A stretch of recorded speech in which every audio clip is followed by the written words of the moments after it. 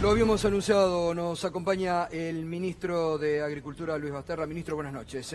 ¿Qué tal, Gustavo? ¿Cómo le va? Bien. Bueno, muy interesados en escuchar. Hoy estuvo reunido con los integrantes de la mesa de enlace. ¿Qué han definido el gobierno, no? Bueno, nosotros cuando asumimos el gobierno nos encontramos con una situación crítica en términos fiscales y con un instrumento de una alta irresponsabilidad por parte del gobierno anterior, mediante el cual había retomado el modelo de recaudación a través de retenciones, pero había puesto un esquema de pesificación, es decir, un impuesto que se cobraba en dólares, pero que se lo pasaba a pesos a una tasa fija de 4 pesos o 3 pesos por dólar. Esto obviamente conllevaba una esperanza de devaluación, algo que desde el punto de vista de la planificación de un gobierno es una aberración, porque sujetaba la recaudación fiscal a un deterioro de una de las variables económicas. Cuando nos hicimos cargo del gobierno hubo una actualización de esta cotización, claro, de los dólares, y se la dejó al valor de mercado. Esto supuso poner la situación tal cual la había asumido Mauricio Macri en el año 2018. Sí, porque esto es lo que hay que recordar una y otra vez, que Macri reinstauró las retenciones y todos acataron calladito la boca, porque no dijeron nada, ¿no? Lo pusieron como que era el Estado, el campo tenía que hacer un esfuerzo por la situación fiscal generada por ellos, obviamente. Obvio. La situación es que con la ley de solidaridad se trató de ordenar este instrumento porque tenía en sí mismo grandes inequidades. Por ejemplo, se cargaba en términos porcentuales, esos 4 pesos eran equivalentes a un 12 o esos 3 pesos eran equivalentes a un 9% sobre una cantidad de economías regionales. Claro. Con ello, que estaban realmente muy complicadas. Entonces lo que nosotros propusimos ahora es, con la ley de solidaridad y de emergencia, fue poner topes que se ajustaban a aquellos niveles con la posibilidad de subir la soja hasta 33, granos hasta 15 y economías regionales a 5.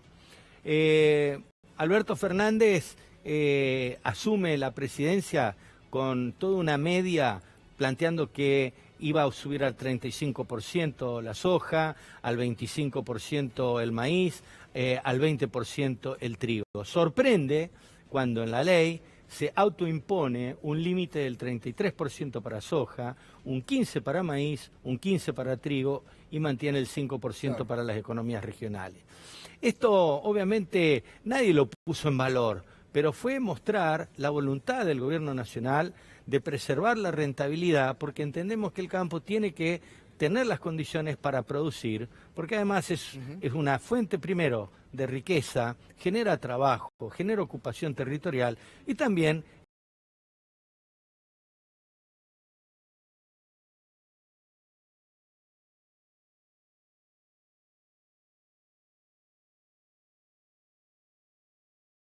que es exactamente una vez y media todo el valor de las exportaciones de producción de productos agropecuarios, con lo cual da una dimensión del estado en el que nos han dejado el país. Ante esta situación hemos convocado, tal cual nos propuso el presidente, a un espacio de diálogo. Primero lo hizo él y posteriormente delegó en mi persona y en nuestro equipo el verificar cuáles eran las mejores opciones para que no se afecte la rentabilidad, se mejore aquellos en los cuales estaba comprometida y veamos qué espacio podía hacer un esfuerzo mayor ante esta situación tan compleja.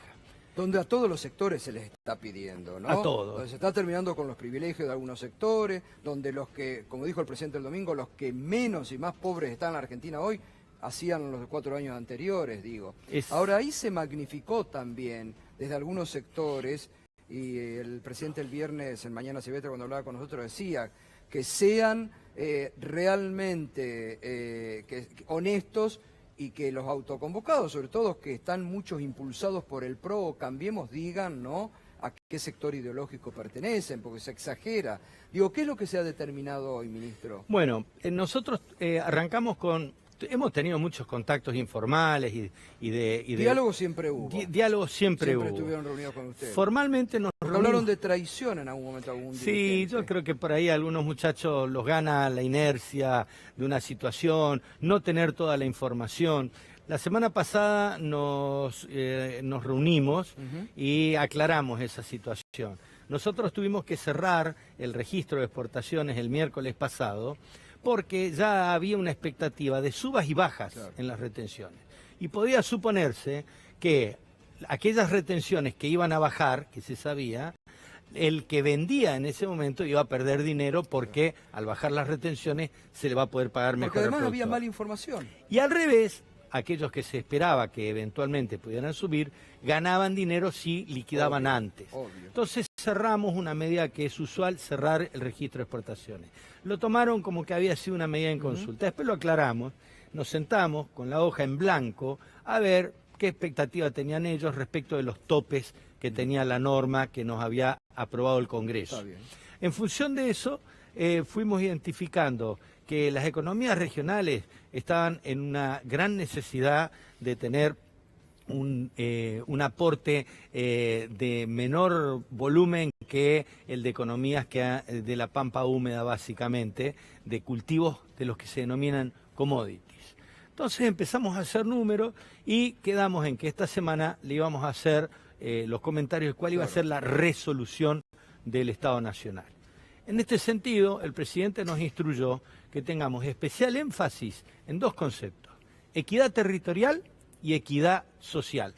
Equidad territorial significa que cada parte de la Argentina tenga la misma oportunidad de desarrollarse. Y en este sentido, los cultivos regionales son una expresión de este concepto. Exacto. Por ende, trabajamos para que todos los cultivos regionales efectivamente tributen el 5% de exportaciones. Esa fue nuestra propuesta. Bajan. Productos que estaban en 9%, en 12%, hoy van a tributar el 5%. Todo 5% para economías regionales.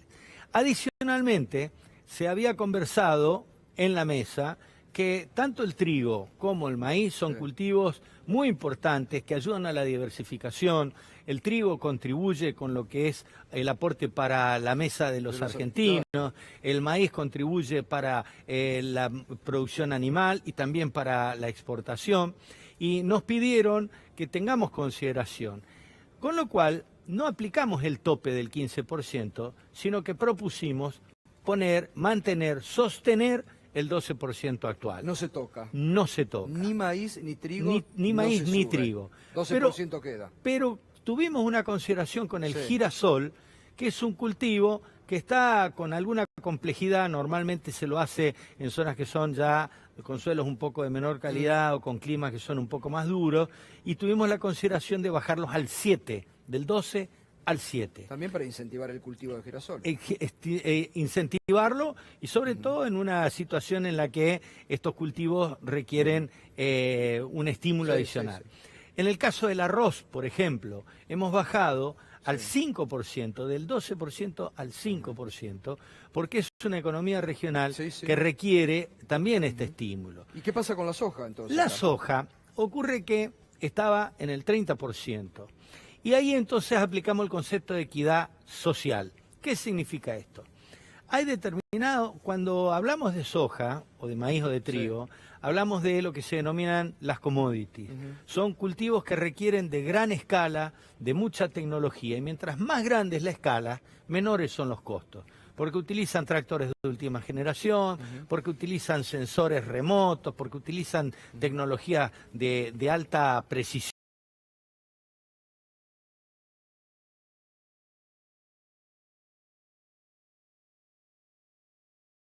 Y sus costos son mayores.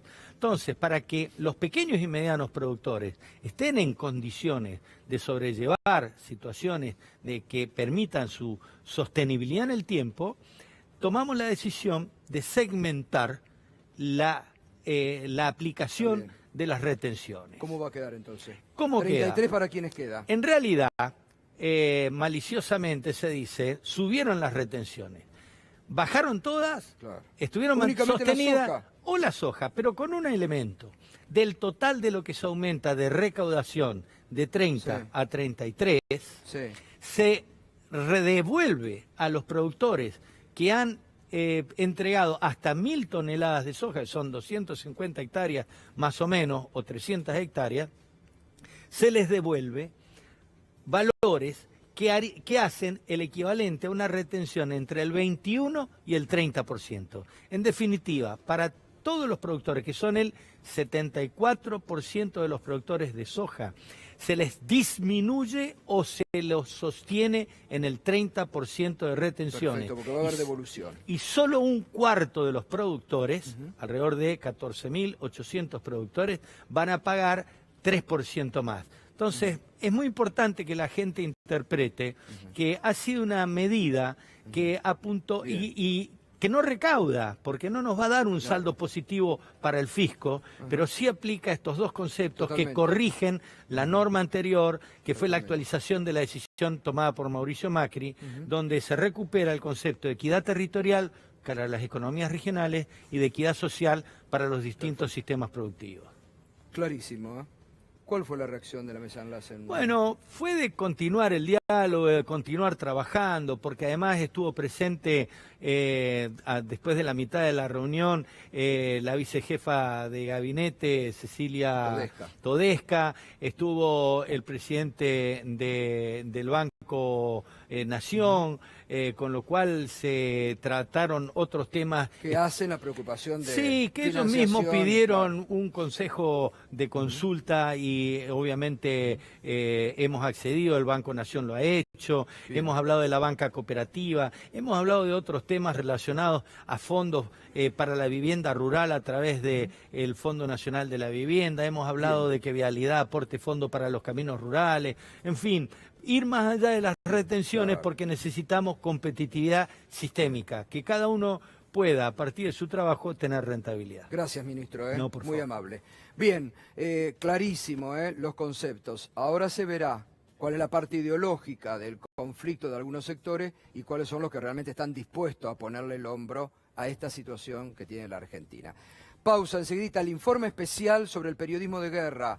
Leopoldo Moró, el doctor Ubeira, ya también para seguir con el análisis de esto que la revelación de Carlos Pagni sobre cómo funcionó el articulado del poder político, mediático y judicial en la justicia y cómo muchos jueces acataban. Ya volvemos, quédate ahí.